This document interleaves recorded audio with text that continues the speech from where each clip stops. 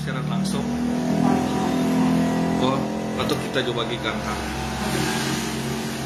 Kita mulai ke ini FB STT Spirit.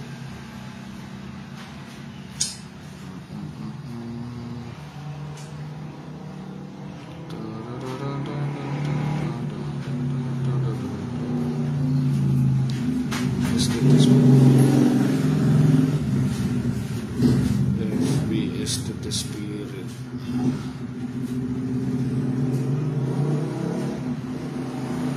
Come on.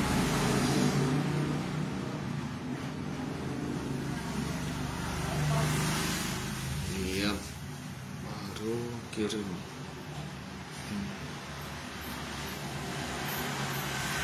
Pesan WhatsApp.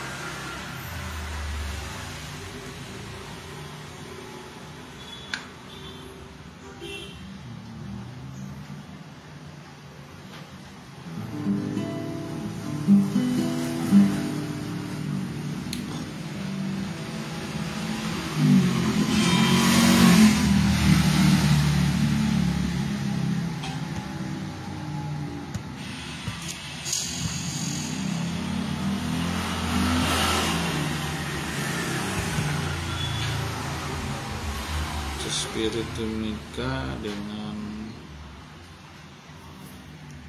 status spirit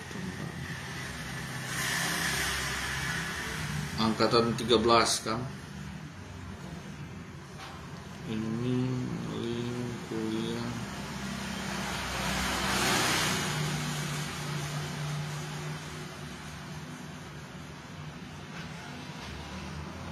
Aduh, kuliah.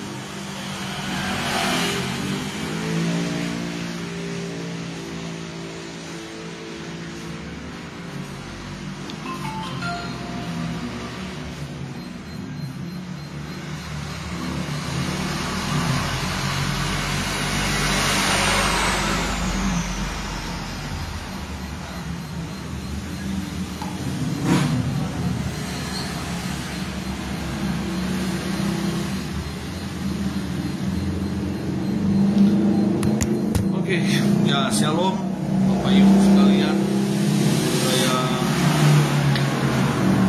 Saya berharap Bapak Ibu bisa segera bergabung ya. Ini terpantau belum ada sih yang.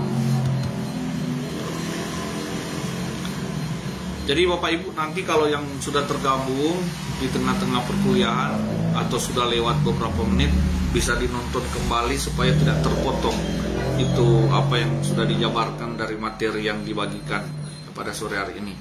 Nanti Bapak Ibu tolong buka itu, semua materi wajib dibuka, tapi untuk dalam perkuliahan ini Bapak Ibu bisa buka dulu di format skripsi. Format skripsi yang file Word yang halaman depan skripsi. Kita akan bahas itu dulu. Ya, kita akan bahas itu untuk memudahkan Bapak Ibu menyusun skripsi begitu. Untuk memudahkan Bapak Ibu dalam pembuatan skripsi. Nah, jadi saya akan jebarkan satu persatu dari bab 1 sampai bab 5 ya. Nah, ini belum ada yang hadir di ruang publik. Di ruang publik dari kuliah online. Tapi tidak mengapa, saya akan awali perkuliahan ini dengan menyanyikan satu lagu pujian dan kita berdoa bersama Bapak Ibu. Oke, saya masih menanti setidaknya ada satu juga yang muncul di sini supaya bisa berdoa bersama-sama. Tolong segera gabung Bapak Ibu karena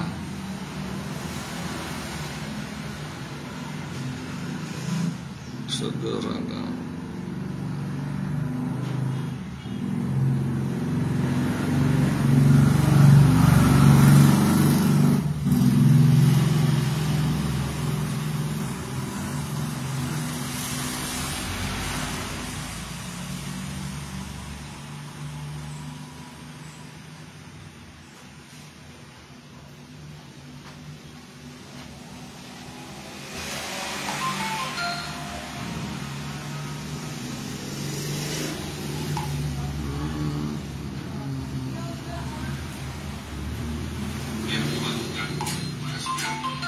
Nah itu sudah.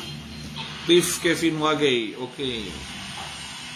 Selamat sore, dari kelas mana ini Liv Kevin Wagei? Boleh ditulis di komentar. Potong dana.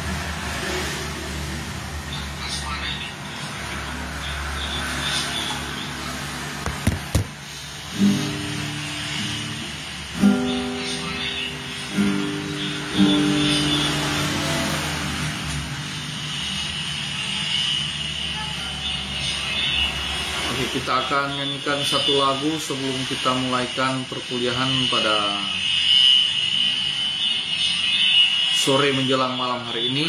Ya, kita nyanyi satu lagu dan kita berdoa.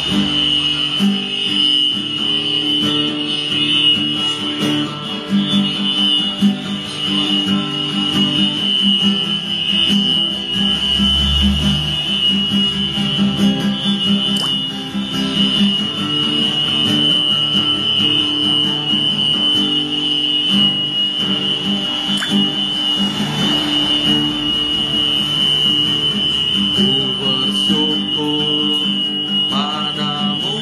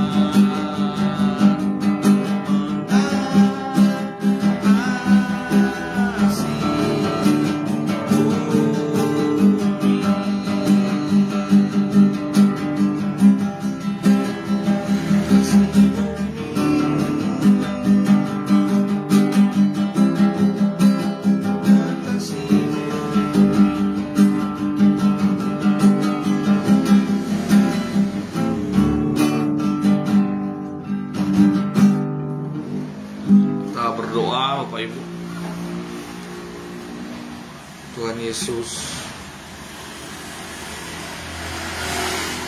Engkau sungguh baik.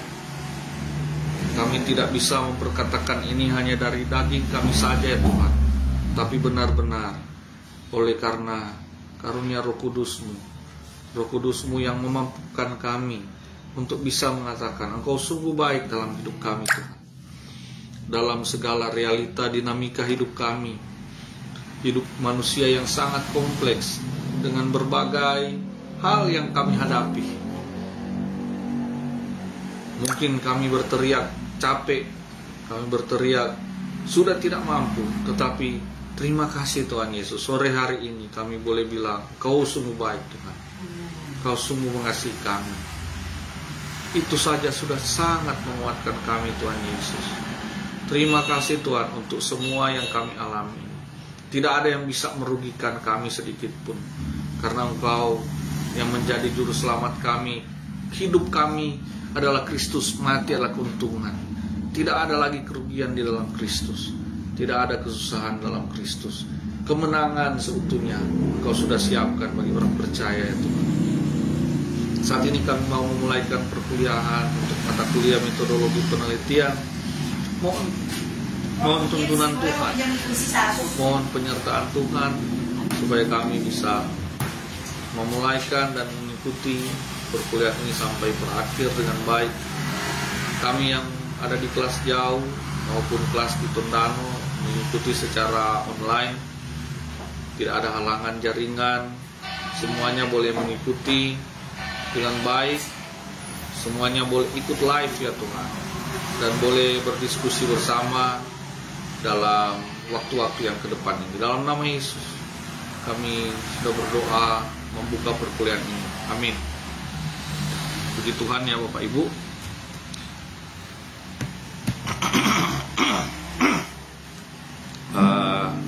Shalom ya, kita mulaikan. Ini sangat penting ya, semua mata kuliah itu penting.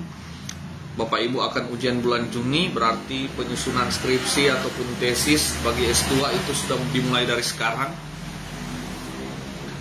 Dan Bapak Ibu, ini format yang sudah saya kirimkan, ini adalah format sekolah kita, baik covernya maupun halaman depannya. Bapak Ibu tinggal ganti saja judulnya. Ganti judul, logo kan tetap, ganti stratum berapa, kalau dia stratum 2 ya S2 ya stratum 2, S1 ya stratum 1. Kalau yang diganti juga prodinya, kalau teologi ya ganti teologi, kalau pendidikan agama Kristen ganti pendidikan agama Kristen. Jadi Bapak Ibu tinggal pakai format ini dan diganti sesuai data perkuliahan Bapak Ibu. Nama, taruh nama Bapak Ibu ya, NIM taruh NIM Bapak Ibu, bukan NIM mahasiswa yang lain tentunya. Bapak Ibu coba tolong buka di file Word itu halaman depan skripsi, file Word, halaman depan skripsi, file Word. Jadi Bapak Ibu bisa sambil mengikuti perkuliahan, bisa sambil buka itu, saya sudah kirimkan. Kalau sudah buka, Bapak Ibu tinggal lihat itu di halaman depan skripsi itu, yang halamannya yang pertama Romawi 1 ya. Untuk halaman depan skripsi dia memang pakai angka Romawi. Kalau halaman isi dari skripsi dimulai dari bab 1 dan seterusnya sampai bab 5 itu pakai angka biasa. Nah, di angka halaman 1 atau halaman Romawi 1 itu halaman cover, halaman awal. Di situ tertera judul, ada logo sekolah, dan tertera juga skripsi ini untuk memenuhi persyaratan dalam menyelesaikan program stratum 1 atau 2, S1 atau S2, teologi atau pendidikan agama Kristen di Sekolah Tinggi Teologi Spirit Tondano oleh isi dengan nama Bapak Ibu, NIM, NIM dari Bapak Ibu, prodi apa? S1 atau S2 pendidikan agama Kristen, S1 atau S2 teologi, Bapak Ibu.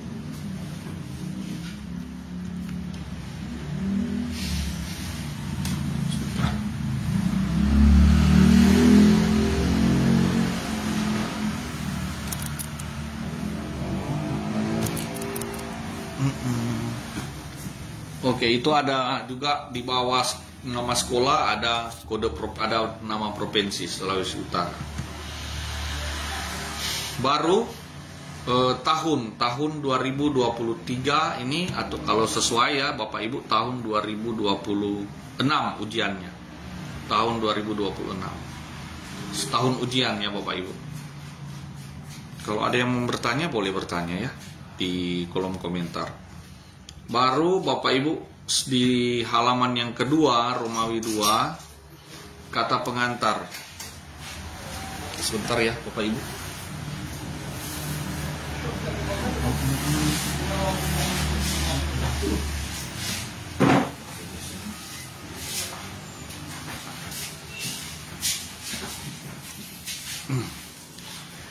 Di halaman Romawi 2, di halaman Romawi 2 Bapak Ibu,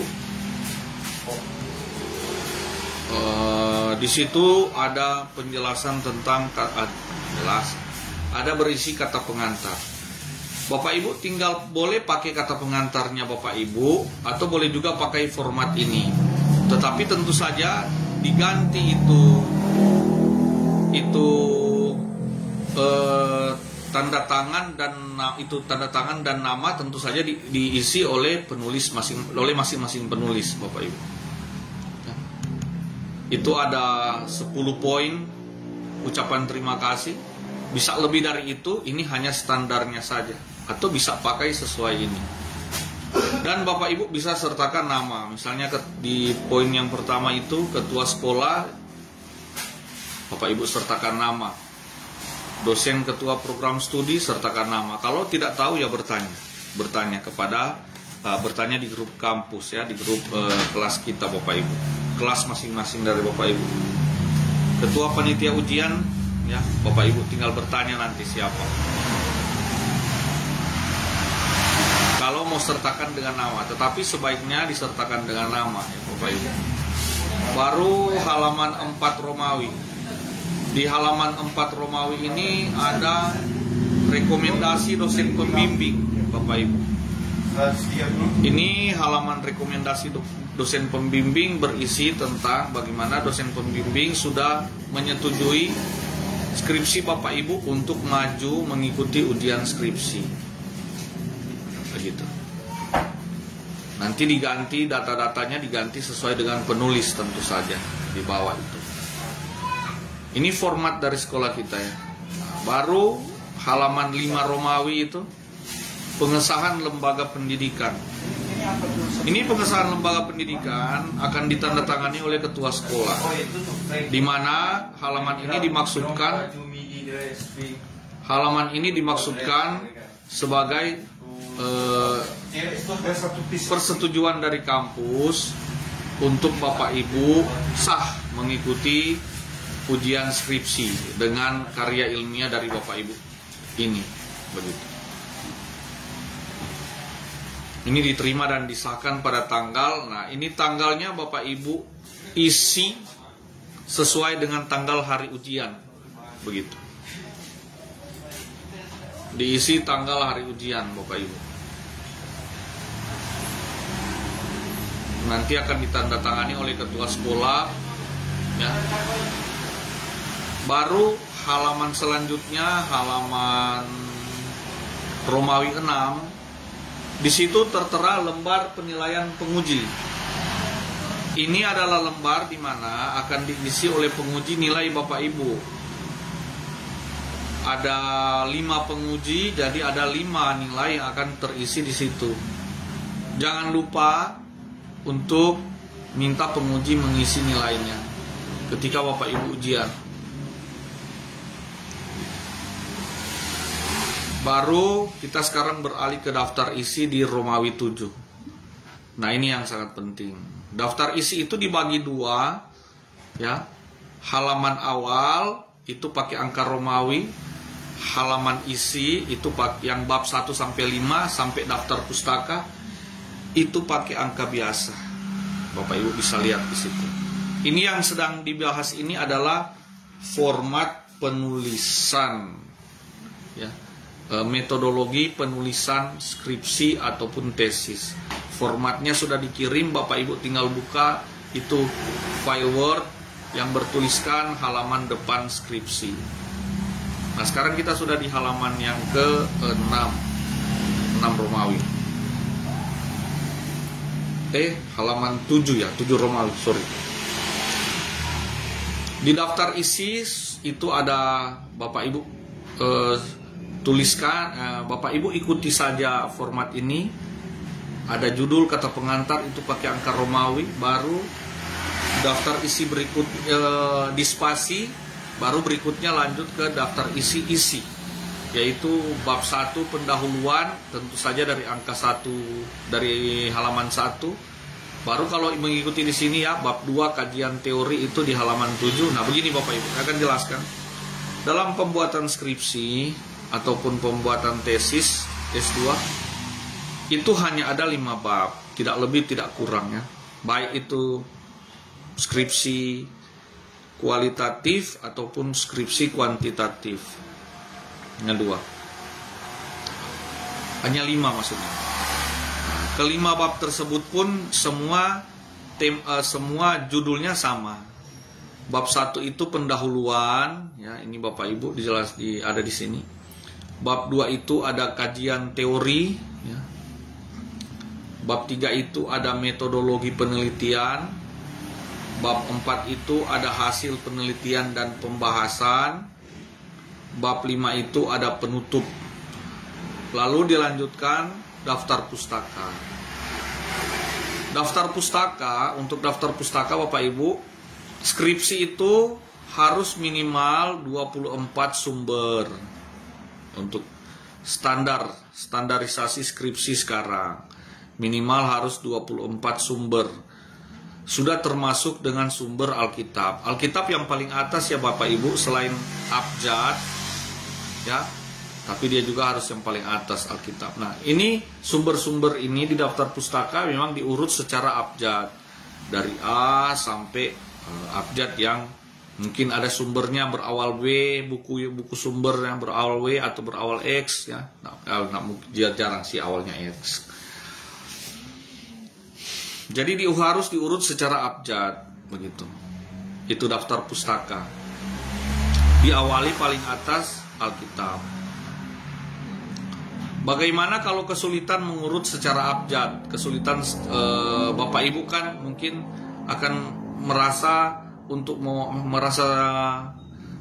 repot ketika mau memisahkan secara abjad itu sumber-sumber daftar pustaka. Bapak Ibu bisa minta bantuan aplikasi-aplikasi AI, artificial intelligence. Misalnya bisa gunakan ChatGPT ya, untuk mengurutkan itu secara abjad. Nah, sekarang kita mulai bahas dari bab 1 pendahuluan Bapak Ibu. Ini saya coba lihat ya, kalau saya ada bawa contohnya. Oh, ini ada bawa bab 1 pendahuluan ya. Kita akan bahas apa saja yang kerangka-kerangka yang ada di bab 1 pendahuluannya itu. Nah, ini Bapak Ibu. Wah, ini agak lama memang bukanya. Saya lupa tadi buka dari awal. Sambil kita menunggu dia buka ya. Ini agak lama memang bukanya.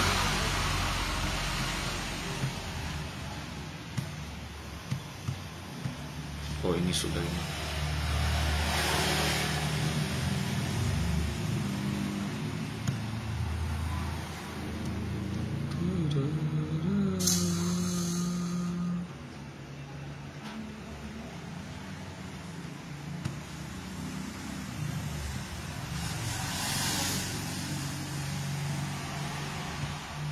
Ini ada salah satu contoh skripsi yang akan saya jadikan patokan, karena ini contoh yang saya pilih ya. Bab 1 dari skripsi atau pendahuluan, bab 1 itu isinya pendahuluan. Dia itu bab 1-nya terdiri dari beberapa poin. Bapak Ibu bisa sambil tulis saja, karena ini tidak saya bagikan karena ini saya tidak bagikan kemarin ya Bapak Ibu, tapi bisa lah sambil tulis saja. Di pendahuluan itu ada poin pertama namanya latar belakang. Apa sih latar belakang? Latar belakang ini berisi dasar, fondasi atau apa yang melatar belakangi Bapak Ibu menulis judul tersebut, memilih judul tersebut dalam penelitian Bapak Ibu.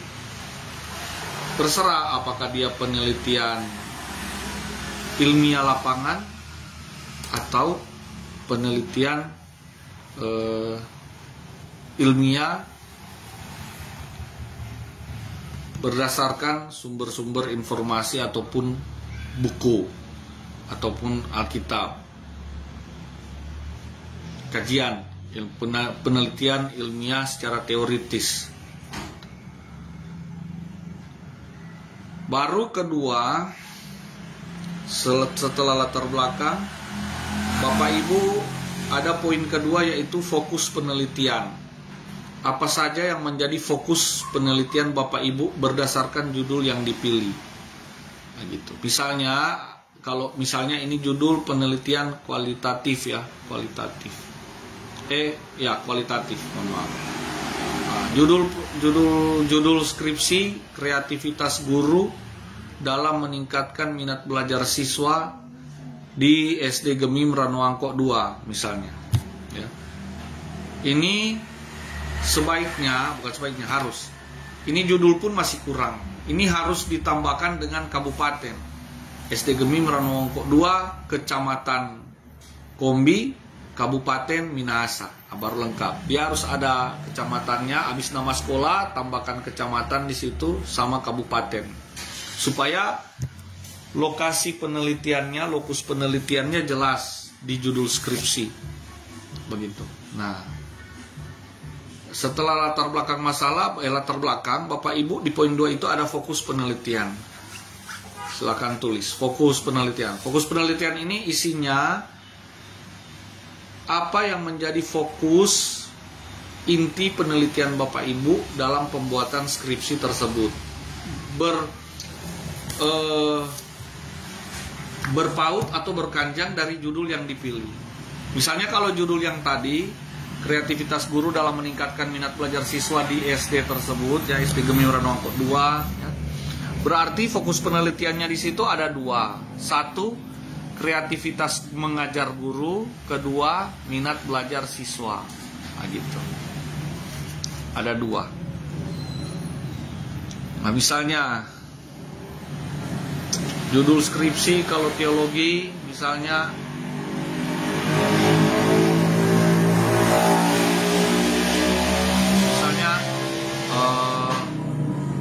pengaruh motivasi panggilan pendeta dalam pelayanan terhadap perkembangan kerohanian jemaat di gereja ini, gereja A atau gereja B, ya begitu. Berarti dia punya fokus penelitian ada dua. Satu, panggilan atau motivasi pelayanan pendeta. Kedua, perkembangan kerohanian, pertumbuhan kerohanian jemaat. Baru sekarang di poin yang ketiga dari bab 1 pendahuluan. Poin yang ketiga itu berisi rumusan masalah. Nanti kalau Bapak Ibu ada yang butuh karena mungkin lambat menulis atau sudah tidak mengikuti, nah sebenarnya sih kalau Bapak Ibu putar lagi video ini kan terarsipkan. Kalau diputar lagi kan bisa tulis. Tapi tetap saya akan tolong ingatkan juga, saya akan kirimkan kerangkanya di grup begitu supaya Bapak Ibu bisa lebih dipermudah juga. Tapi Bapak Ibu harus pantau ini perkuliahan ini, ya. Ketiga itu poin ketiga, rumusan masalah. Itu rumusan masalah isinya apa saja? Bapak Ibu merumuskan masalah apa saja yang akan diteliti lewat skripsinya Bapak Ibu. Kalau di sini dicontohkan rumusan masalahnya ada beberapa ini. Ada 1, 2, Ada dua rumusan masalah dari judul di atas, judul contoh tadi. Pertama, rumusan masalahnya apa yang harus dilakukan guru agar menjadi seorang yang kreatif, dan seterusnya. Baru kedua, bagaimana kreativitas mengajar guru itu dapat meningkatkan motivasi belajar peserta didik. Itu rumusan masalah. Ini, kerangka ini atau format ini, format skripsi ini akan memudahkan Bapak Ibu dalam memetakan penelitian, sehingga penelitiannya tepat sasaran, tidak lari ke sana kemari dengan sia-sia. Nah, gitu. Ini poin 4 ya Bapak Ibu. Poin 4 itu berisi batasan masalah, mohon maaf. Poin 4 itu berisi batasan masalah. Ini poin-poin yang wajib ada dalam kerangka sebuah skripsi. Kalau salah satu tidak ada, skripsinya dipertanyakan Bapak Ibu. Ini kaidah standar, kaidah utama dalam runutan sebuah skripsi atau tesis. Nah, batasan masalah itu isinya apa? Batasan masalah ini berisi penjelasan dari apa saja batasan-batasan dari masalah yang sedang dikaji atau diteliti dalam skripsi Bapak Ibu. Itu harus ada batasan masalahnya. Jadi misalnya batasan masalah di skripsi yang sedang saya contohkan ini adalah skripsi ini hanya memfokuskan, adapun yang menjadi fokus penelitian skripsi ini ataupun skripsi ini hanya memfokuskan penelitian pada kreativitas mengajar guru dalam meningkatkan motivasi belajar siswa. Dia mengacu dari judul semua Bapak Ibu. Baru yang kelima, kalau ada yang kurang jelas bertanya ya. Yang kelima itu tujuan dan manfaat penelitian. Apa tujuan penelitiannya? Apa manfaatnya? Gitu. Bapak Ibu bisa petakan tujuan dan manfaat teoritis apa? Tujuan dan manfaat praktisnya apa? Atau boleh petakan juga begini, tujuan teoritis dan tujuan praktis, baru manfaat teoritis dan manfaat praktis. Dipisah antara tujuan dan manfaatnya. Boleh. Kalau dalam contoh skripsi ini, manfaatnya secara teoritis adalah hasil penelitian ini diharapkan bermanfaat untuk menambah bahan bacaan di lembaga sekolah tinggi teologi Spiri Tondano. Baru manfaat praktikalnya, manfaat prakteknya, manfaat praktisnya adalah secara praktis, ya manfaat nyatanya ini. Hasil penelitian ini diharapkan mampu atau bermanfaat sekaligus terutama dalam penerapan metode guru pendidikan agama Kristen dalam pembentukan motivasi belajar siswa atau peserta didik atau motivasi belajar anak. Baru poin yang keenam itu dia membahas tentang metode penelitian. Metode penelitian apa yang dipilih untuk dipakai dalam penulisan skripsi ini? Itu ada di yaitu ada di poin ke-6, metodologi penelitian atau metode penelitian. Nah, kalau dia dalam skripsi ini itu mengacu metode penelitian ini pun akan sudah terpancar dari judul skripsi. Kalau judul skripsi di atas ya, dia memilih metodologi penelitiannya, memilih metode kualitatif. Apa sih metode penelitian itu? Metode penelitian itu cara teknis Bapak Ibu dalam melakukan penelitian. Cara apa yang Bapak Ibu pilih dalam melakukan penelitian? Itu kan dalam pembuatan skripsi, metode penelitiannya hanya ada dua macam, kualitatif dan kuantitatif. Kalau kualitatif, dia observasi lapangan ataupun observasi tulisan Tetapi dia disertai dengan wawancara saja, tidak disertai dengan data-data berupa angka atau statistik. Begitu. Tapi kalau kuantitatif dia harus disertai dengan rumus, data yang spesifik, angka yang spesifik. Ya, Bapak Ibu harus sebar angket terhadap beberapa responden. Jangankan beberapa, kalau boleh semua. Kalau satu penelitiannya di sekolah, kong semua kelas, harus semua kelas siswa itu jadi responden. Kalau di gereja, semua jemaat harus jadi responden untuk lebih menguatkan penelitian Bapak Ibu. Itu kalau kuantitatif. Tapi kalau kualitatif, dia hanya ambil beberapa sampel dan diwawancarai. Begitu. Skripsi yang sifatnya penelitian kajian teoritis, apakah bisa kualitatif? Bisa Bapak Ibu.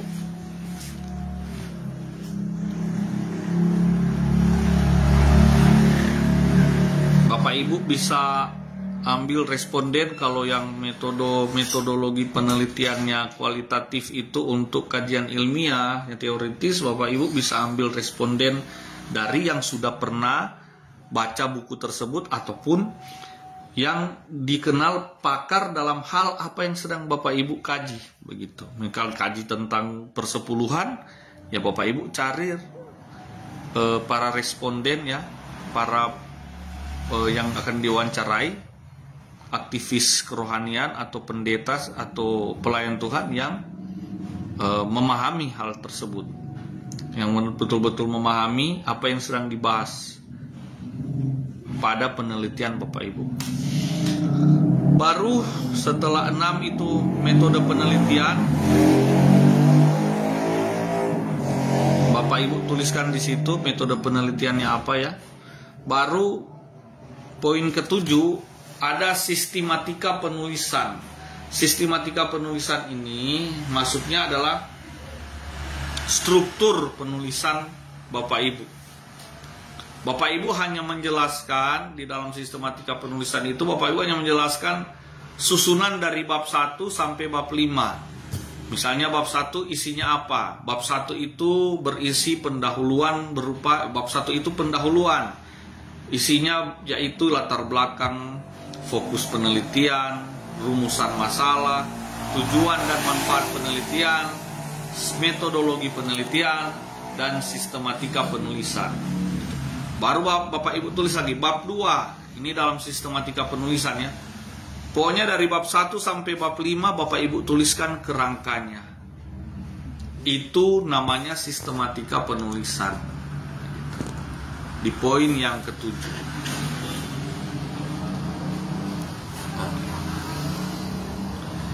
Di bab 2 itu ada landasan teori.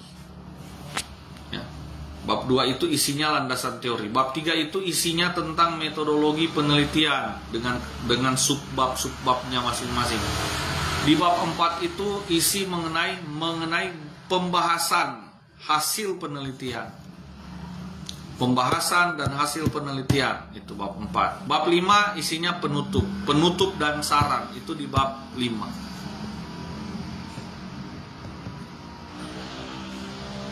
Sekarang kita beralih ke bab 2, ya Bapak Ibu. Di bab 2 subbabnya apa saja sih kerangkanya? Bab 2 itu berisi landasan teori Bapak Ibu, ya. Landasan teori, jadi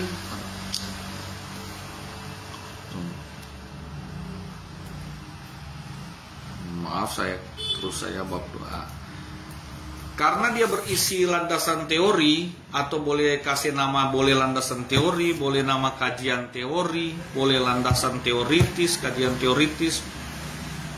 Isinya adalah sumber-sumber penguat atau sumber-sumber yang dapat dijadikan pondasi bagi penelitian Bapak Ibu. Begitu. Jadi Bapak Ibu menyertakan sumber yang dapat menjadi penguat atau pondasi dari penelitian Bapak Ibu. Sehingga penelitiannya Bapak Ibu ini tidak hanya didasarkan pada kepintaran Bapak Ibu, kemampuan Bapak Ibu ya. Tetapi Bapak Ibu punya referensi pendukung begitu dalam pembuatan skripsi ini. Makanya di bab 2 inilah akan banyak sumber-sumber untuk dimasukkan di daftar pustaka nanti, Bapak Ibu. Bab 2 ini. Nah, kalau di skripsi yang saya ambil contoh untuk Bapak Ibu ini, dia bab 2-nya kajian teori itu pada subbabnya yang A, poin A itu ada kreativitas guru. Dia bahas di situ. Apa sih itu kreativitas? Ini dibahas di sini juga di kajian teori ini, membahas secara literal dan selain secara harafiah juga secara detail mengenai wawasan terkait apa saja yang ada dalam judul yang Bapak Ibu pilih. Begitu. Misalnya kalau judul tadi kreativitas guru dalam meningkatkan pengaruh kreativitas guru dalam meningkatkan motivasi belajar siswa.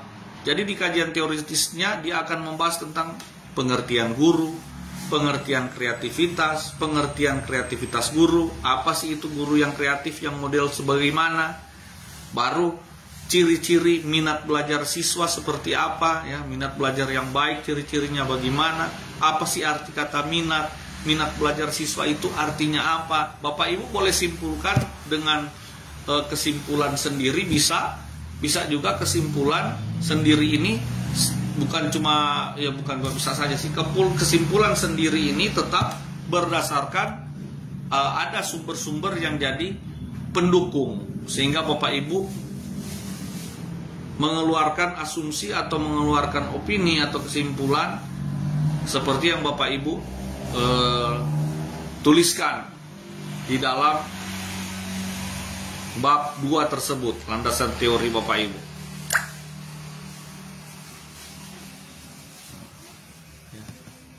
Pokoknya itu landasan teori berisi apa saja yang akan menjelaskan tentang judul Bapak Ibu, dan itu dijelaskan panjang lebar, tidak hanya 1-2 halaman. Apalagi format skripsi ini dia minimal harus 60 halaman minimal. Ada sekolah yang 60 halaman sudah termasuk daftar pustaka, ada yang di luar daftar pustaka. Nah, untuk memudahkan lagi, 60 halaman ini sudah dihitung dengan halaman daftar pustaka Bapak Ibu.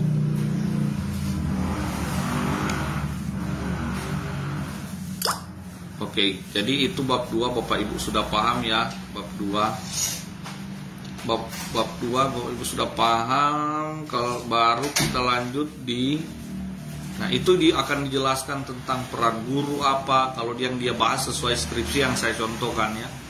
Peran guru sebenarnya seperti apa, guru yang profesional itu seperti apa, guru yang kreatif itu seperti apa ya. Dibahas apa saja yang menjadi penguat atau pendukung dalam pembahasan sesuai dengan judul yang Bapak Ibu pilih begitu. Itu di latar belakang, di landasan teori.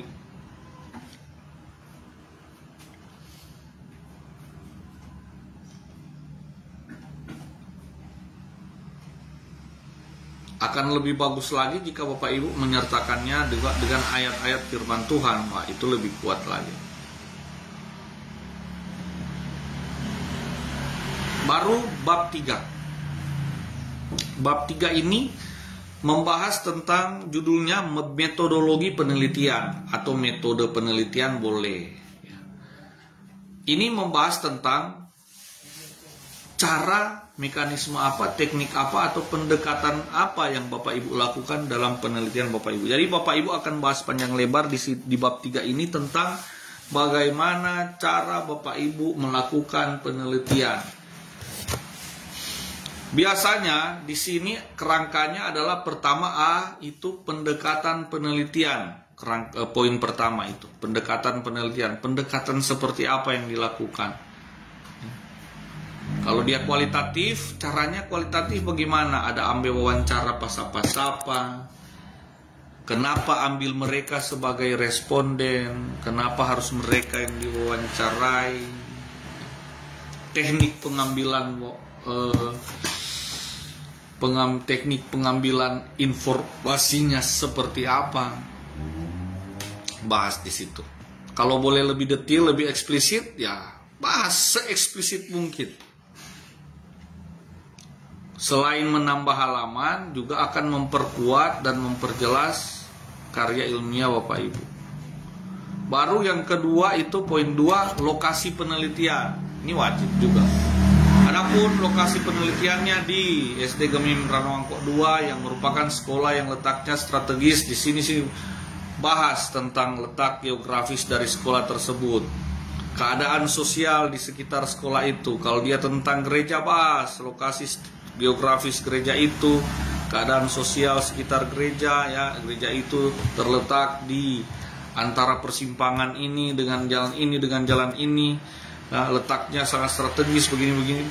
Jelaskan di situ terkait dengan lokasi penelitiannya. Itu akan memperkaya skripsi, bahkan memperkuat skripsi Bapak Ibu, penelitian Bapak Ibu.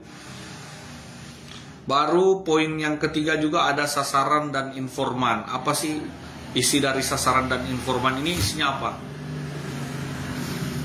Yang menjadi sasaran dan informan dari Bapak Ibu dalam membuat skripsi ini siapa? Kalau kuantitatif, siapa saja yang menjadi sasaran informan untuk diambil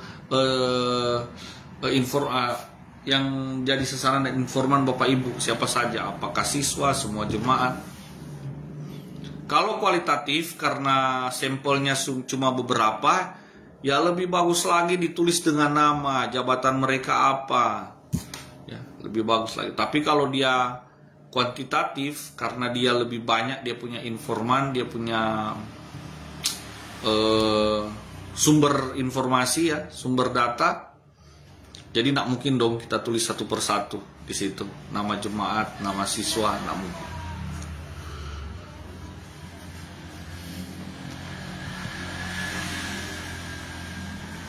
Baru poin D, poin berikut, poin keempat, instrumen penelitian. Apa sih instrumen penelitian itu? Maksudnya isinya apa? Alat-alat apa saja, aplikasi apa saja, baik alat soft maupun alat hard, ya, aplikasi maupun alat fisik, ya, apa saja yang Bapak Ibu gunakan dalam melakukan penelitian ini.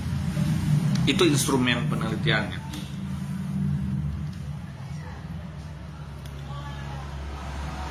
Misalnya, kalau di dalam skripsi ini, dalam penelitian kualitatif, yang menjadi instrumen utama bagi peneliti, yang menjadi instrumen utama adalah peneliti itu sendiri. Baru kemudian dengan menggunakan data pendukung peneliti, yaitu berupa buku catatan, handphone, kamera, alat perekam, laptop, lain-lain.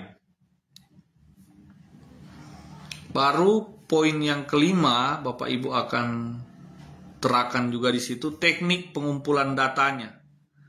Teknik pengumpulan data itu isinya apa? Nah, contohnya kalau di sini, untuk mendapatkan data dalam menunjang penelitian kreativitas pengajar guru dalam meningkatkan motivasi belajar siswa di SD Gemim Ranowangkok 2, maka teknik pengumpulan data yang digunakan adalah pertama, observasi. Apa saja teknik pengumpulan data yang Bapak Ibu lakukan? Misalnya kalau ini dia teknik pengumpulan datanya karena kualitatif, dia ada observasi, ya, penelitian secara luas, baru wawancara, penelitian secara mendalam.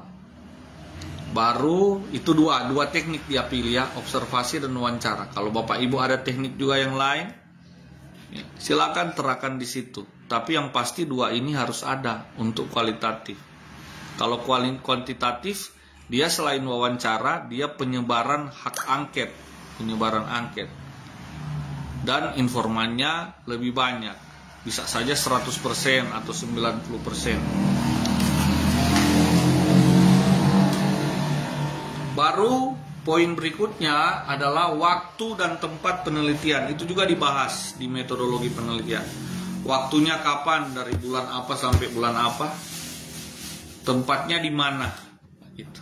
di SD Gemiuran Wangkok 2, di gereja Gemim Betel Wulawan misalnya.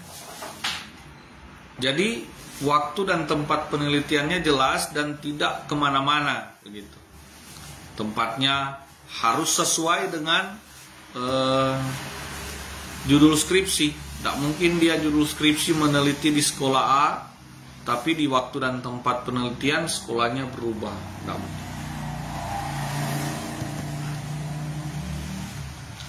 Sekarang kita masuk di bab 4. Apa saja yang ada di bab 4? Bab 4 ini judulnya adalah pembahasan hasil penelitian. Boleh juga pembahasan temuan penelitian. Boleh juga hasil penelitian. Boleh. Bab 4 ini pokoknya dia berbicara tentang hasil penelitian. Setelah tadi di bab 3 dijelaskan mengenai metode cara penelitian, ya. Bagaimana proses penelitiannya itu dijabarkan di bab 3. Sekarang dia punya hasil di bab 4. Di dalam hasil penelitian ini, di bab 4 ini, yang poin pertama ada itu paparan lokasi penelitian. Teman-teman jabarkan profil dari lokasi penelitian teman-teman atau lokus penelitiannya, profilnya. Di sekolah, nama sekolahnya apa, alamatnya, kabupaten, provinsi, ruang belajarnya ada berapa. Kalau gereja ya nama gerejanya apa, alamat gerejanya, ada berapa ruang di gereja tersebut. Mungkin dia juga sudah ada konsistori, ya kan. Boleh juga secara historis, ini namanya profil. Jadi bisa jabarkan di situ historis pendeta siapa saja yang pernah menjadi pendeta di gereja tersebut, apa saja prestasi dari gereja tersebut atau dari sekolah tersebut, bisa juga apa saja fasilitas yang ada di sekolah situ, di gereja itu. Pokoknya profil yang selengkap-lengkapnya tentang lokasi penelitian Bapak Ibu. Ini sangat mendukung pada penulisan karya ilmiah Bapak Ibu. Apa yang Bapak Ibu angkat dalam penelitian nanti. Ya, terima kasih dosen Jamie. Ini sampai ini belum ada yang bertanya, berarti ini jelas ya. Ada yang bertanya. Baru poin yang berikut di pembahasan hasil penelitian, poin berikut adalah kurikulum. Maaf, saya bahas ke bawah. Kreativitas mengajar guru dalam meningkatkan motivasi belajar siswa. Poin berikut adalah dia membahas apa korelasi antara judul dengan hasil yang ditemukan. Karena tidak mungkin ada korelasi, ya kan? Hasil penelitian yang ditemukan dia benar-benar harus memiliki hubungan dengan judul. Nah, ini dibahas di poin yang kedua ini.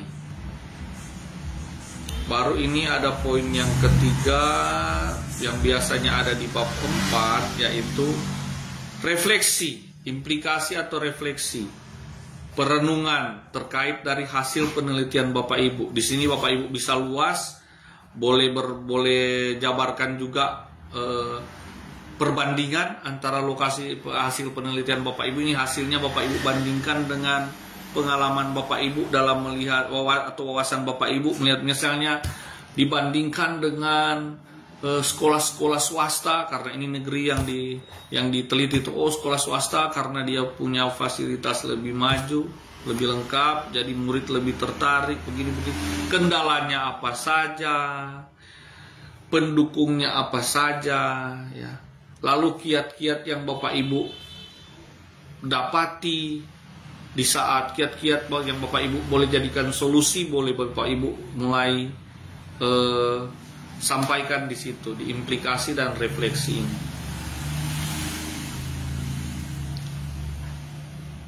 Baru itu tadi cuma standarnya saja ya. Bapak Ibu bisa tambah kalau subbab, Bapak Ibu bisa tambah, jangan cuma dari berdasarkan yang dosen ada sampaikan. Bapak Ibu bisa tambah subbabnya, karena ini kalau subbab itu ya dia terkait dengan keleluasaan, kebebasan Bapak Ibu dalam menyampaikan isi dari penelitian Bapak Ibu ataupun isi dari argumentasi apa saja yang akan Bapak Ibu sampaikan untuk memperkuat, memperkaya skripsi Bapak Ibu.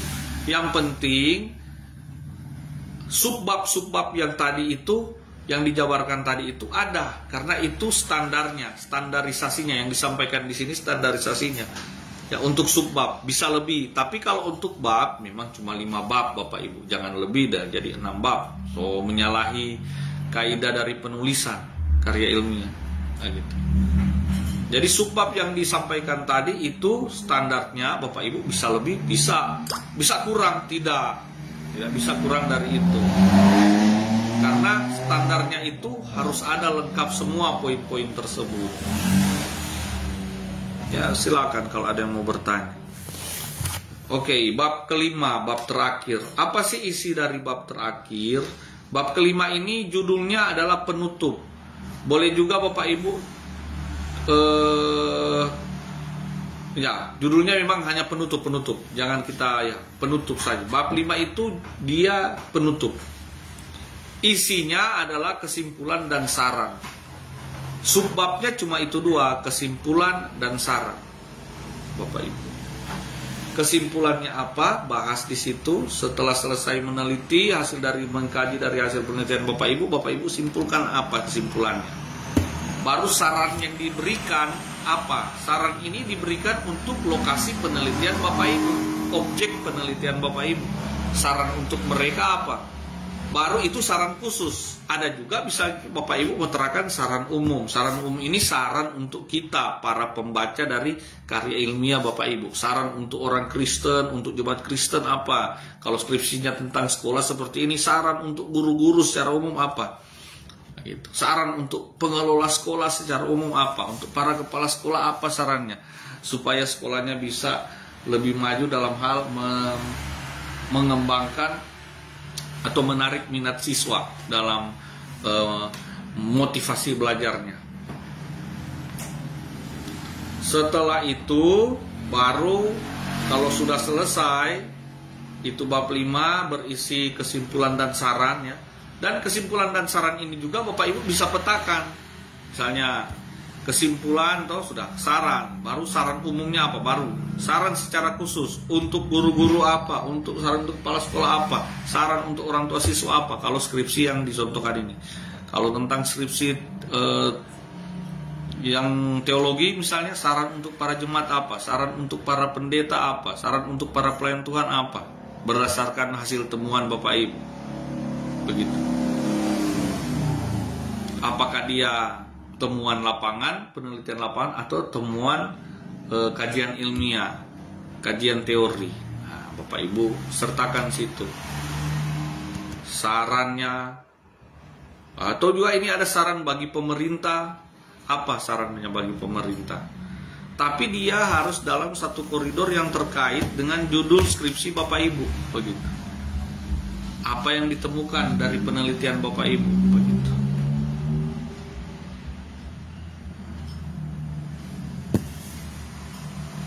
Ada yang mau bergabung di video tapi belum berteman, jadi kita terima ya. Tambahkan. Udah. Silakan Pak ya.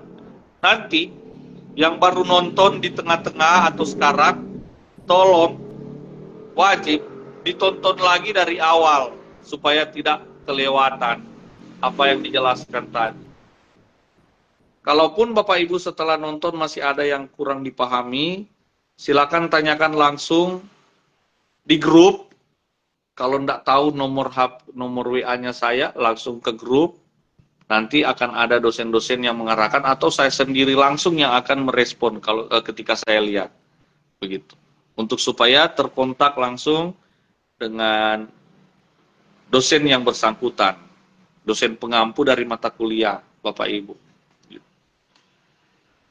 Baru berikut itu contoh daftar pustaka. Baru habis setelah itu halaman daftar pustaka.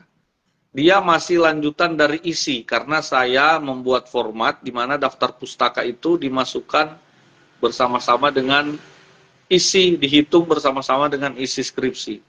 Tidak dihitung di luar isi skripsi. Ya, ini sekedar memudah kira kalau dia daftar pustakanya sampai 3 halaman dengan 24 sumber minimal, sampai 3 halaman sudah bertambah 3 halaman kan untuk memenuhi kuota 60 halaman tersebut. Selain setelah daftar isi, Bapak Ibu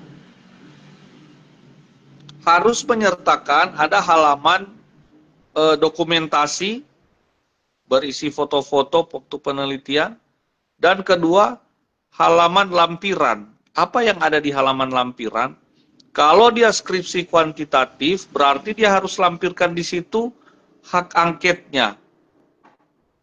Apa yang ditanyakan di hak-hak di angket tersebut? Kuesionernya apa saja ditaruh di situ supaya para penguji lihat kuesionernya apa. Ada kaitan enggak dengan judulnya, dengan apa yang diteliti. Lalu hasil dari kalau hasil dari penelitian jawaban responden itu dibahas di bab 4 tadi. Baru kalau dia skripsinya kualitatif berarti lampirannya berisi wawancara. Wawancara dengan bukan isinya wawancara, pertanyaan-pertanyaan yang ditanyakan di saat wawancara. Kuesioner di saat wawancara. Kalau isi wawancara, pertanyaan maupun jawaban responden, itu dibahas di bab 4, hasil penelitian. Dibahas di situ. Lalu apa poinnya? Poinnya itu Bapak Ibu tulis hasil wawancara atau isi wawancara. Poin tersendiri. Bapak Ibu, tunggu ya, saya buka lagi bab 4 tadi. Atau bisa saja disisipkan di subbab atau poin. Tunggu saya lihat ya, bab 4. Bab 4.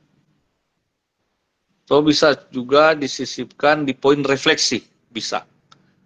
Bisa. Di awal refleksi baru berdasarkan wawancara itu ditemukan hasil demikian.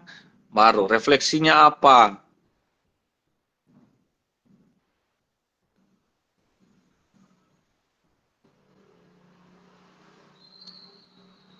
Dari wawancara itu kan muncul pemikiran, perenungan dari Bapak Ibu.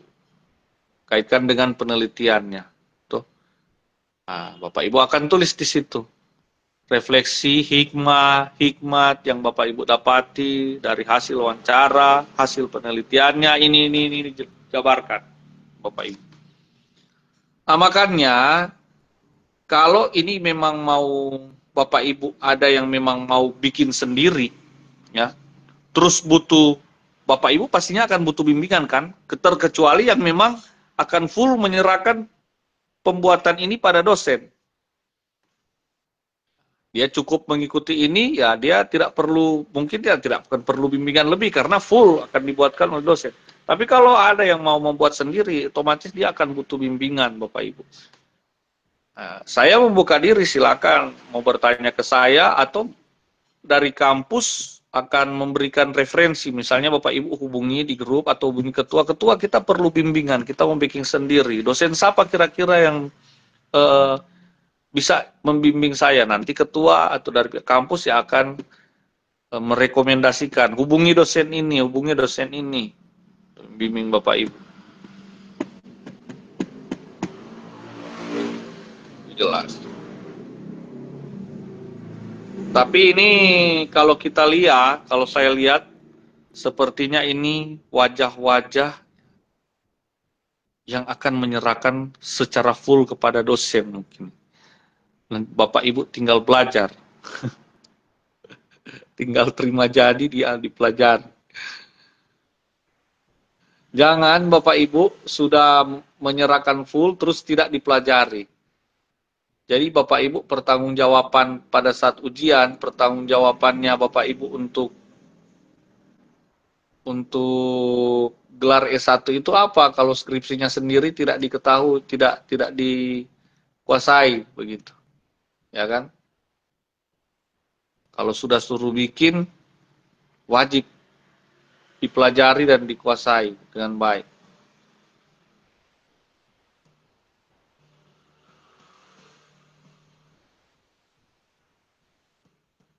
Oke, Bapak Ibu, itu saya sudah bahas dari awal sampai akhir, per bab dan per subbab, format penulisan karya ilmiah, skripsi ataupun tesis. Sekarang, mari kita buka file PowerPoint. untuk menambah wawasan kita, membantu kita mengenal apa sih, bagaimana caranya, atau bahasa-bahasa yang sering dipakai dalam penulisan karya ilmiah. Bapak Ibu coba buka PowerPoint yang metodologi penelitian. Kan ada dua PowerPoint, metodologi penelitian dan metodologi penelitian 2. Yang dibuka yang metodologi penelitian, itu metodologi penelitian 1 Kak itu. Metodologi slide PowerPoint yang berjudul metodologi penelitian.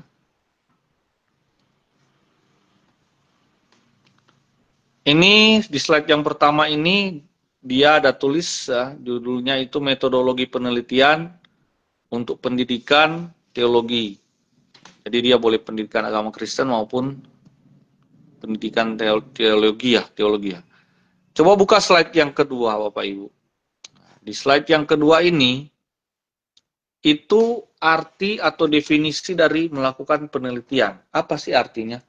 Melakukan penelitian itu adalah proses di mana manusia mencari kebenaran empiris. Kebenaran empiris ini yang dimaksud adalah kebenaran yang bisa dipertanggungjawabkan secara real, secara fakta. Pertanggungjawabannya diterakan, ditulis lewat karya ilmiah Bapak Ibu. Dan itu sudah lewat hasil penelitian, berarti bisa pertanggungjawabkan dong. Ya kan? Bapak Ibu akan kasih kesimpulan dan saran di akhir, pertanggungjawabannya ada berdasarkan di bab-bab sebelumnya. Ya. Ini hasil penelitiannya, ini metode penelitiannya, ini hasilnya, ini pertanggungjawabannya, bisa dipertanggungjawabkan secara real begitu. Karena ada data, ada fakta, makanya disebut secara real, empiris. Baru banyak cara yang dipakai manusia dalam mendapatkan kebenaran. Nah, ini wawasan umumnya ya. Pertama, lewat wahyu, penyataan Allah. Kedua, otoritas, lewat otoritas Allah ya. Baru ketiga, asumsi. Asumsi ini bukannya tanpa dasar, tetapi sudah ada dasar. Misalnya asumsi berdasarkan penyataan Allah. Dia harus ada penguatan, harus ada dasar. Ayat Alkitabnya apa? Itu asumsi itu yang berdasar, dia ada referensi dari sumber yang paling kuat. Paling pertama ya Alkitab. Baru ada sumber-sumber pendukung yang lain.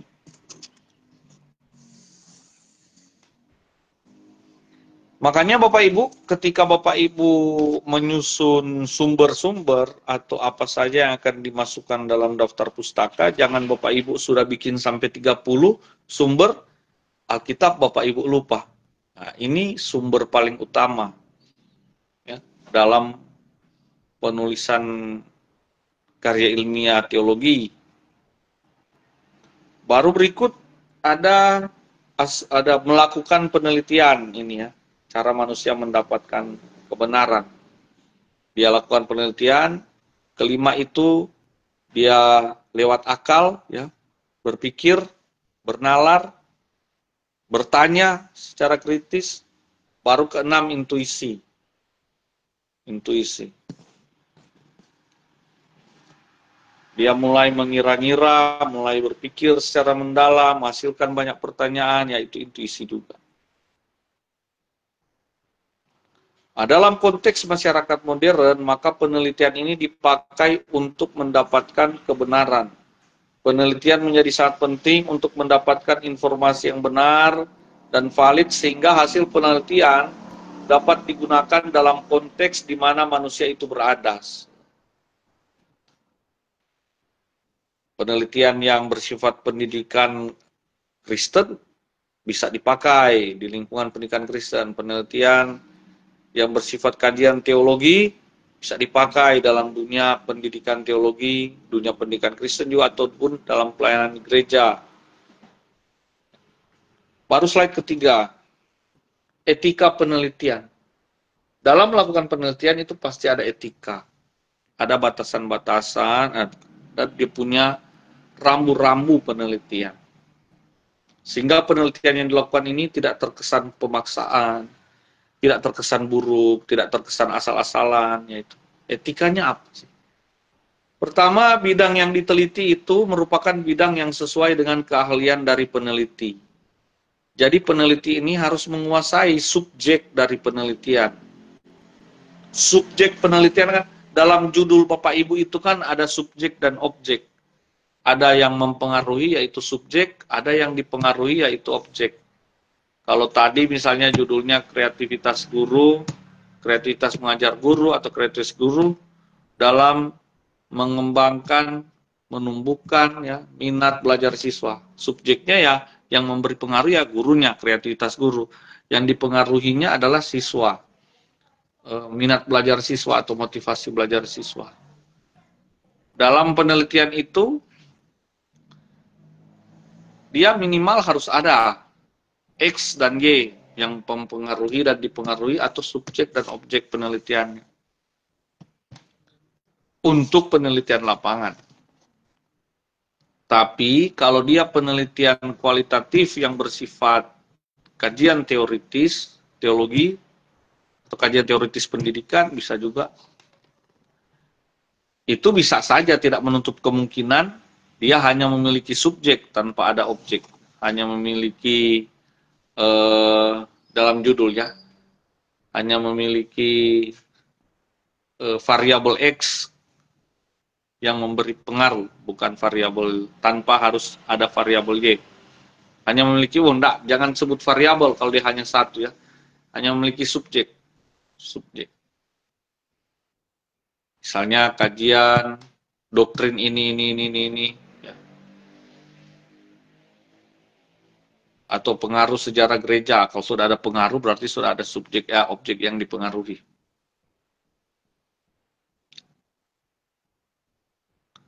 Baru etika yang ketiga, responden tidak boleh dilibatkan untuk bertanggung jawab atas risiko laporan hasil penelitian. Murni pertanggungjawabannya dari peneliti. Baru keempat, peneliti yang baik tidak akan memaksakan responden untuk menjawab informasi. Karena pemberian informasi tidak dilakukan di bawah tekanan, bersifat sukarela dalam kesadaran penuh. Ya, kalau orang nggak mau jadi responden, nggak usah. Cari saja responden yang lain. Dan dalam melakukan penelitian tidak ada rekayasa informasi. Apalagi rekayasa informasi hanya demi untuk mendukung hasil penelitian Bapak Ibu. Hanya demi untuk mendukung hasil penelitian Bapak Ibu yang sesuai dengan keinginan Bapak Ibu. Jangan. Lebih baik walaupun hasilnya terkesan lebih banyak negatif yang ditemukan, itu jujur, itu yang lebih baik. Makanya ada kesimpulan dan saran di penutup. Wah, akan ada banyak saran dari Bapak Ibu buat lokasi penelitian Bapak Ibu dan buat umum, begitu. Lewat masalah yang ditemukan dan solusi apa yang Bapak Ibu tawarkan, begitu. Baru ini sudah ya untuk etika penulisan. Kita lanjut. Ini poin 5 ini jangan melakukan rekayasa hasil penelitian dengan mengatasnamakan responden ya. Sudah saya bahas tadi. Jangan mengarang. Respondennya tidak ada, Bapak Ibu tinggal karang. Oh, si Udin menjawab begini. Jangan. Baru slide kelima, beberapa istilah dalam penelitian ilmiah, ini yang perlu kita ketahui. Istilah dalam penelitian ilmiah yang akan muncul dalam skripsi Bapak Ibu, ya biasanya dipakai. Itu satu fenomena itu gejala atau keadaan.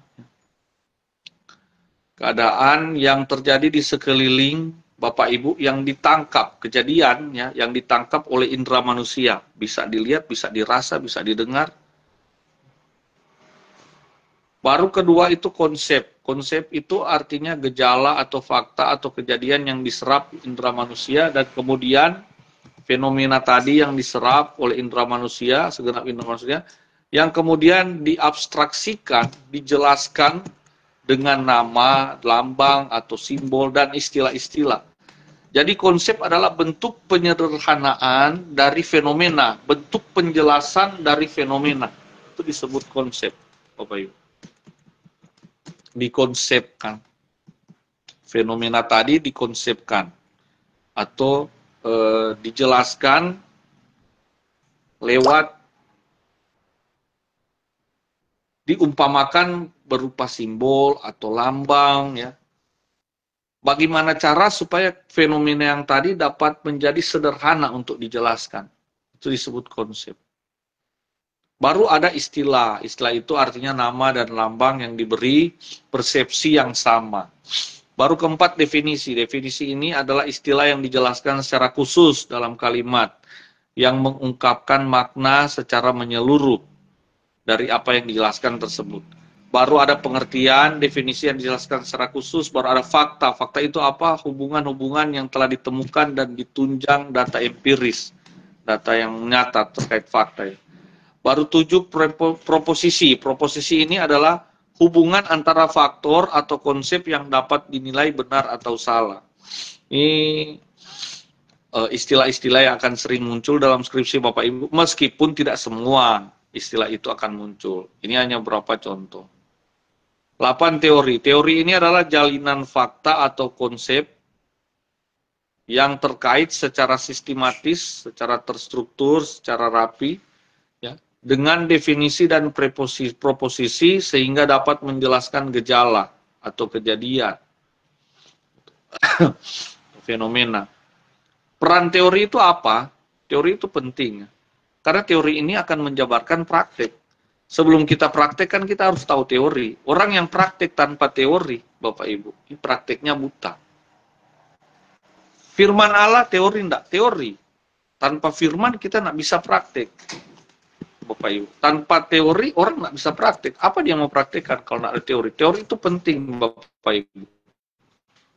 Teori ada dulu, baru bisa melakukan praktek.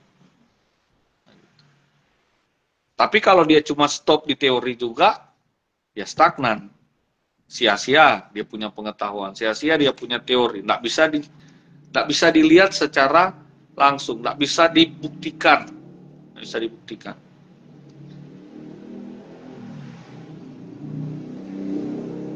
Firman Tuhan itu menjelaskan teori dan menjelaskan juga praktek, Bapak.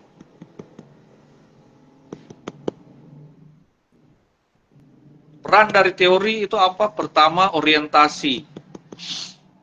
Sumber, orientasi. Harus berorientasi dari teori. Jadi tolak ukur. Kedua, sebagai konseptualisasi dan klasifikasi. Kelompokan.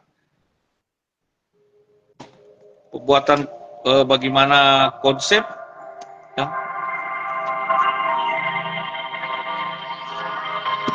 Maaf ini. Dan pengelompokan. Bagaimana Bapak Ibu mau menjelaskan, mau mengaktualisasikan, menjelaskan tentang itu fenomena, mengelompokkannya, itu butuh teori. Baru ketiga itu generalisasi.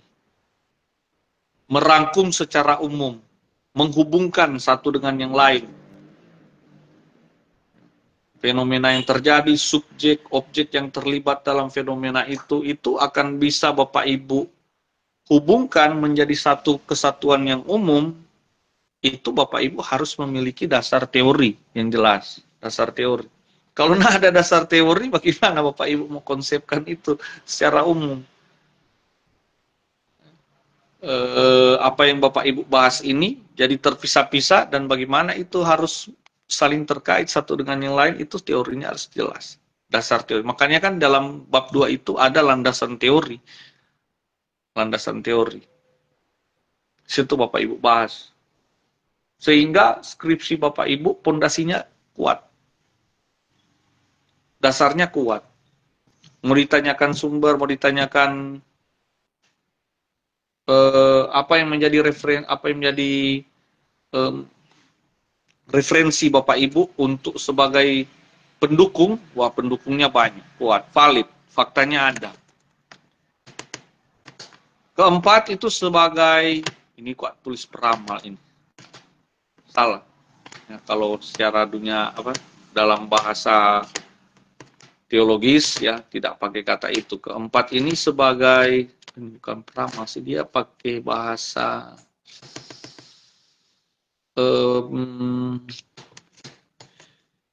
aduh,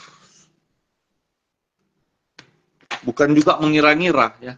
Ini dia maksudnya, ini teori itu sebagai dasar untuk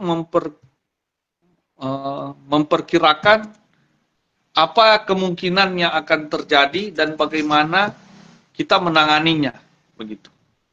Menanganinya, bukan meramal, ya, teori yang dimaksud di sini. Peran dari teori.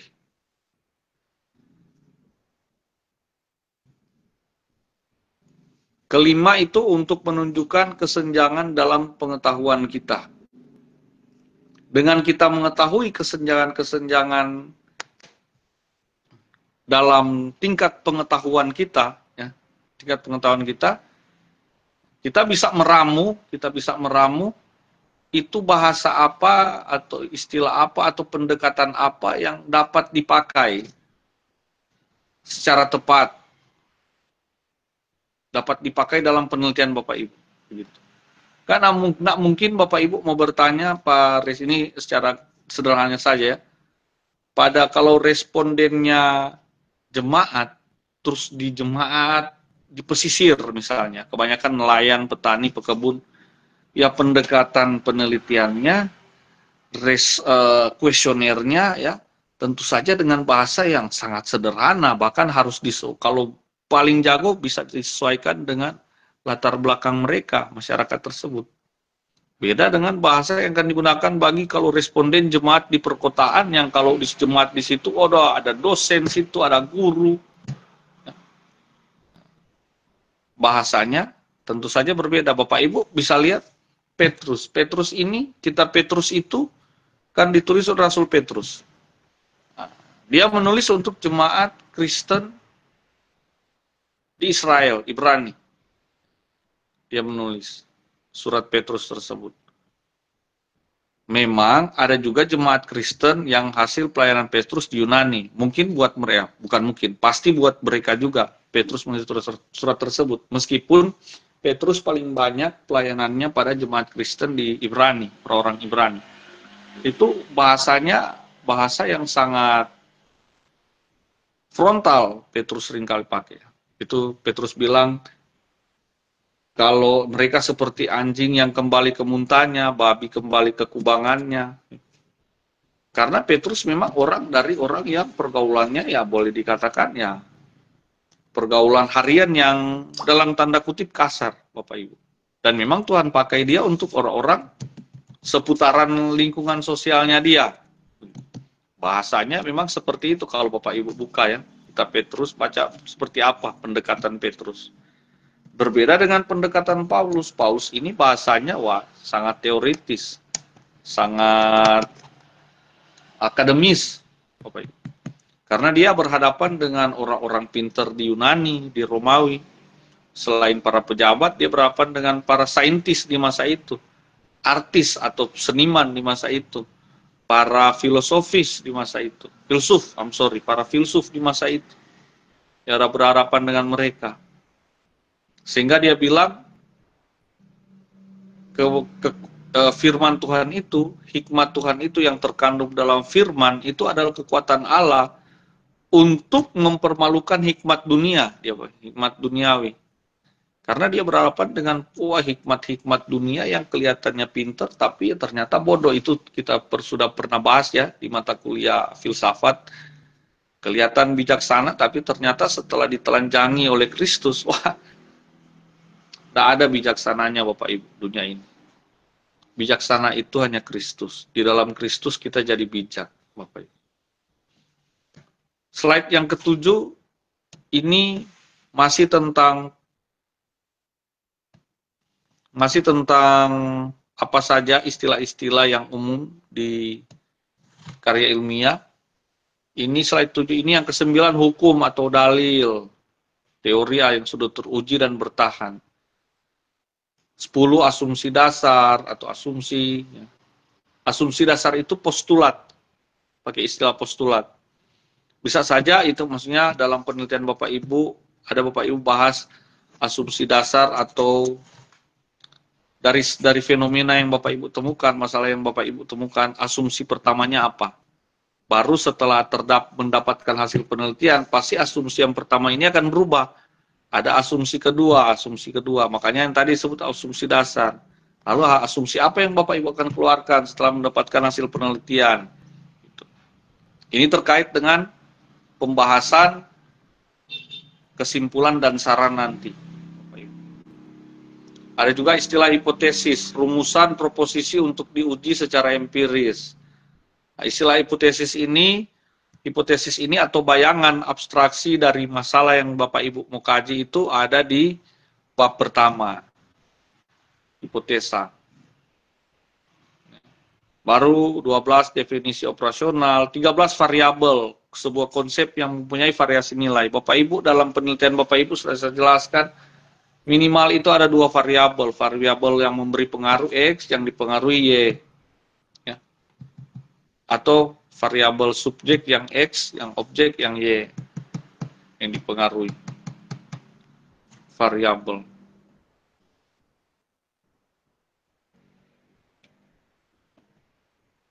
Baru kita beralih ke slide 8. Kerangka penelitian. Oke, sudah saya jelaskan tadi kerangka penelitian di awal tadi Bapak Ibu. Ya. Mulai dari bab 1 sampai bab 5 beserta isinya, subbab-subbab yang harus ada di dalamnya, Bapak Ibu. Jadi kita lewatkan, ini sudah dibahas tadi. Slide 9, perumusan masalah penelitian. Ini di bab 1, Bapak Ibu, rumusan masalah. Langkah pertama dalam penelitian adalah mengemukakan masalah, yaitu di latar belakang. Masalah itu didapat dari pengamatan karena terjadinya kesenjangan antara sesuatu yang diharapkan dan yang jadi kenyataan. Nah, masalah itu apa sih? Masalah adalah kenyataan yang tidak sesuai harapan. Ini jadi masalah. Harapannya jemaat tahun 2025 ini sudah bertambah menjadi 100 orang. Kenyataannya apa? Malah berkurang 50 orang. Misalnya, harapannya siswa naik kelas dengan nilai rata-rata minimal 70 sampai 80. Kenyataannya apa? Kalau kenyataannya lebih parah dari itu, berarti ini ada masalah. Kalau kenyataannya lebih baik dari itu, berarti tidak masalah, justru bagus. Itu maksudnya. Masalah adalah ketika harapan, apa yang diharapkan terjadi tidak sesuai dengan kenyataan yang terjadi. Ini fenomena yang dapat dilakukan pendekatan penelitian. Artinya itu terdapat ketidaksesuaian antara yang didambakan dan fakta yang ada yang terjadi. Harus disadari bahwa masalah biasanya berkaitan satu dengan yang lainnya. Tidak ada masalah yang tidak kompleks, Bapak Ibu. Namanya terjadi masalah di tengah lingkungan sosial, itu pasti kompleks. Tetapi kesulitannya bagi kaum akademisi seperti Bapak Ibu, hal yang kompleks ini akan disederhanakan dalam satu penelitian. Akan dihubungkan dalam satu penelitian dan digeneralisasi. Itu dibahas di bab 3. Akan digeneralisasi di situ. Bapak Ibu. Apa pandangan umumnya dan akan digeneralisasi juga apa kesimpulannya nanti, kesimpulan dan sarannya nanti. Begitu. Digeneralisasi tanpa menghilangkan dia punya karakteristik yang sebelumnya bersifat kompleks begitu, Bapak Ibu. Waduh, saya ini kalau semoga tidak Bapak Ibu tidak jadi sulit ya ketika Bapak Ibu memahaminya, Bapak Ibu tidak jadi merasa sulit membuatnya, padahal sebenarnya mudah, sangat mudah karena kerangkanya sudah ada. Begini saja Bapak Ibu, kalau tiba-tiba muncul pikiran sulit, langsung saja mengacu di kerangka. Bapak Ibu tinggal isi saja kerangka tersebut begitu. Ada yang kurang paham tanyakan, ya main pikiran simple saja Bapak Ibu, simple saja.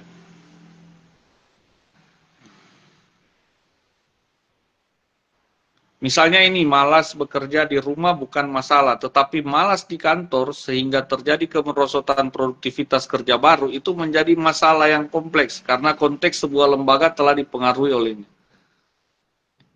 Malas kerja di rumah juga masalah sih, tapi maksudnya yang dia akan jadi sangat sangat kompleks menurut pembahasan ini ya, akan jadi sangat kompleks ketika Anda malas di kantor. Ini akan terkait banyak pihak ini. Gitu. Apalagi kalau cuma malas di rumah, kalau cuma diri sendiri, masih single, ya sudah. Dia cuma bertanggung jawab pada dirinya sendiri. Efekasinya hanya kena pada dirinya sendiri. Tapi kalau sudah bicara lingkungan sosial, lah, ini sudah kompleks, Bapak Ibu. Lebih ya, sederhananya gini. Dampaknya lebih dari satu orang, nah itu udah kompleks.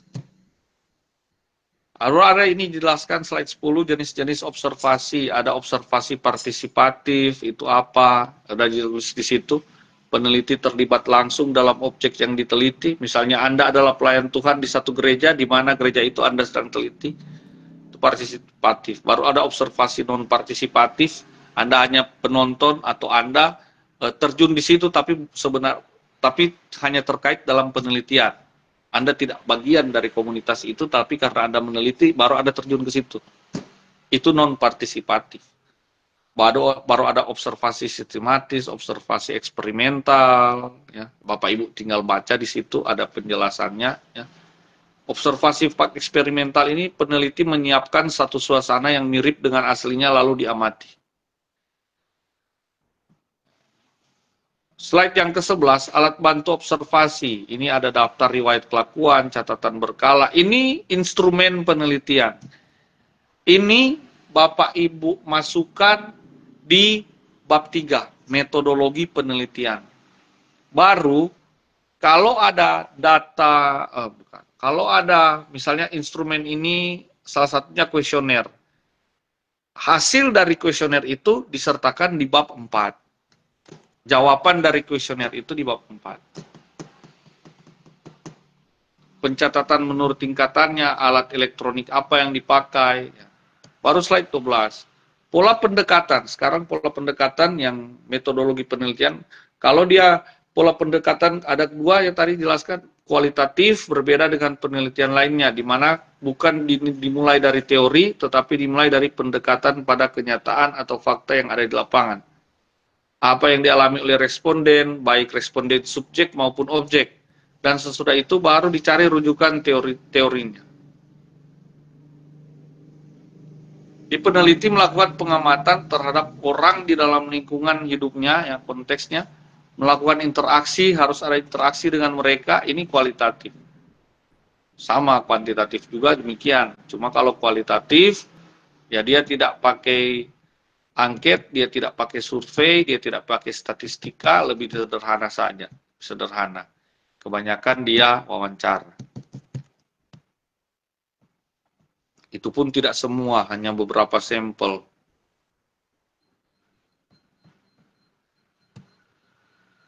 Tidak ada ini yang bertanya, berapa sampel untuk kualitatif. Ya kalau Anda, misalnya sekolah, Anda meneliti satu kelas saja ya, minimal 5 sampel lah. Dari dalam satu kelas itu ada 25-26 anak. Kalau dia hanya 10 anak, ambil saja setengahnya. Jangan cuma ambil 2 sampel. Jadi kurang nanti data informan. Meskipun kuantitatifnya memang kurang tuh murid, tapi akan berpengaruh pada skripsi Bapak Ibu. Baik dari halamannya maupun informan pendukung, jumlah informan pendukung. Minimal dia 5 wawancara, 5 informan, 5 responden. Jemaat misalnya dalam sebuah gereja, ya, kalau gerejanya ada 60 jemaat, Bapak Ibu bisa ambil sampai 10 responden untuk wawancara. Termasuk situ pelayannya, pendetanya, beserta para jemaat.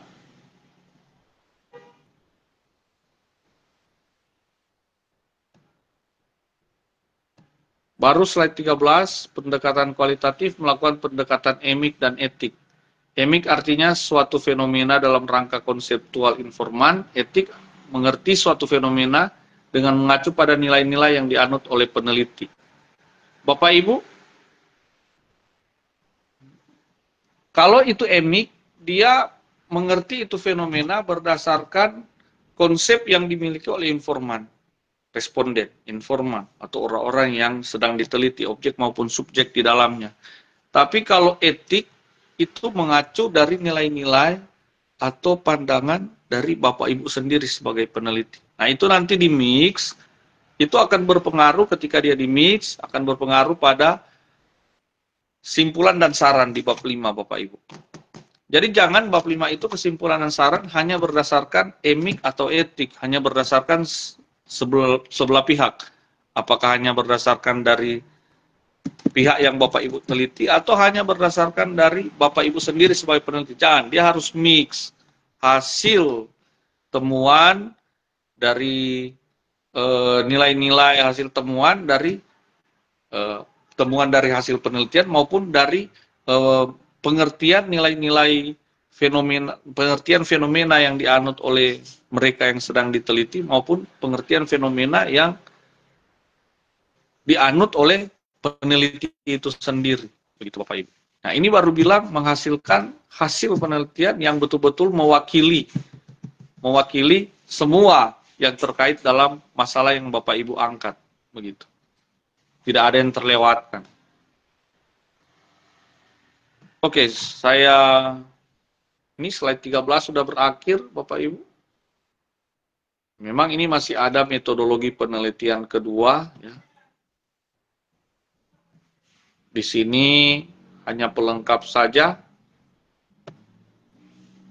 beberapa teknis pengambilan data atau informasi dari responden, ya, di sini cara bertanya, ya, misalnya ini ada beberapa langkah bijak bisa kamu ikuti ketika menjawab pertanyaan dari dosen. Oh, ini teknis dalam menjawab pertanyaan di saat ujian.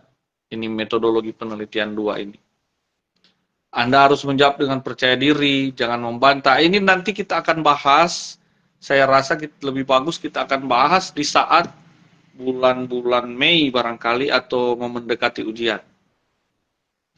Kalaupun tidak ada jadwal lagi untuk ini mungkin akan lebih bagus masuk di pengayaan sebelum ujian, ya. Kalaupun tidak ada waktu jadwal untuk itu, saya bisa secara sukarela. Saya bisa secara sukarela untuk membawakan kuliah pengayaan menjelang ujian. Ya, saya hanya mendengarkan dari Bapak Ibu saja di grup. Tolong dong kasih pengayaan sebelum ujian. Oke. Kalau saya lihat ada beberapa yang butuh, oke, kita buat. Ini sukarela saja dari saya begitu. Oke, di copy ya, baik yang mahasiswa Papua maupun Timika Papua maupun mahasiswa yang di Tondano sekitarnya. Begitu. Oke, Bapak Ibu, sampai di sini perkuliahan kita. Saya pahamkan kembali kepada Bapak Ibu, mengingatkan kembali untuk bisa ditonton secara utuh video ini atau video yang sudah terarsipkan ini, Bapak Ibu, supaya tidak ada mispersepsi atau kesalahan dalam salah mengerti atau kekeliruan ketika Bapak Ibu mengikuti, ya, materi yang sudah dijabarkan tadi. Kalau ada yang masih kurang jelas, silakan tanyakan kepada saya ataupun lewat grup kelas kita, Bapak Ibu. Oke, kita akan akhiri perkuliahan kita. Pada malam hari ini, saya rindu untuk kita nyanyikan lagu, ya Bapak Ibu. Ini memang komentar ini jalan terus, ya. Tetapi, saya tidak bisa lihat berapa orang yang sedang online mengikuti. Oke, Ibu. Meiti Beatrice, ini yang online ini, yang ada komen kehadiran, Meiti Beatrice, Arkelaus, ya, Arkelaus, Jensen Polakitan, ya Pak Listi Rompis, ini Ernyati Kombong, ini ada Iren Walangitan Kiling, Martin, Pak Martin ya, cepat sembuh. Kesia, ada Kesia, Arkelaus, Cliff, Kevin Wagei, Timothy Ben Abraham. Waduh, namanya keren-keren nih, Timothy Ben Abraham. Ini orang Israel ya. Ada kata Ben di situ, Ben. Ben itu kan nama-nama orang Ibrani, Ben Hur. Ini Timothy Ben Abraham. Kalau bahasa Arab kan dia binti. Timothy anak Abraham. Oke, kita nyanyikan satu lagu sebelum kita berdoa bersama untuk mengakhiri ya perkuliahan pada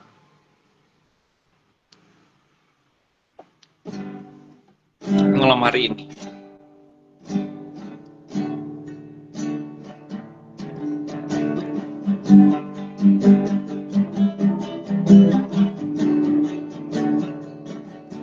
Hidupku menggenapi firman-Mu, tanda mujizat sertai setiap langkahku. Kau bersama di dalam dari bukti kebesaran Tuhan. Kau sempurna dalam rencana-Mu dan karya. Ku serahkan hidupku, murnikan dengan Roh-Mu. Tuhan, Kau sempurna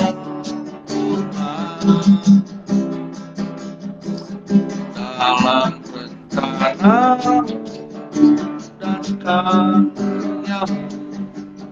Ku serahkan hidupku, murnikan dengan Roh-Mu. Hidupku menggenapi firman-Mu, tanda mujizat sertai setiap langkahku. Kau bersama di dalam jadi bukti kebesaran. Kau bersama di dalam jadi bukti kebesaran.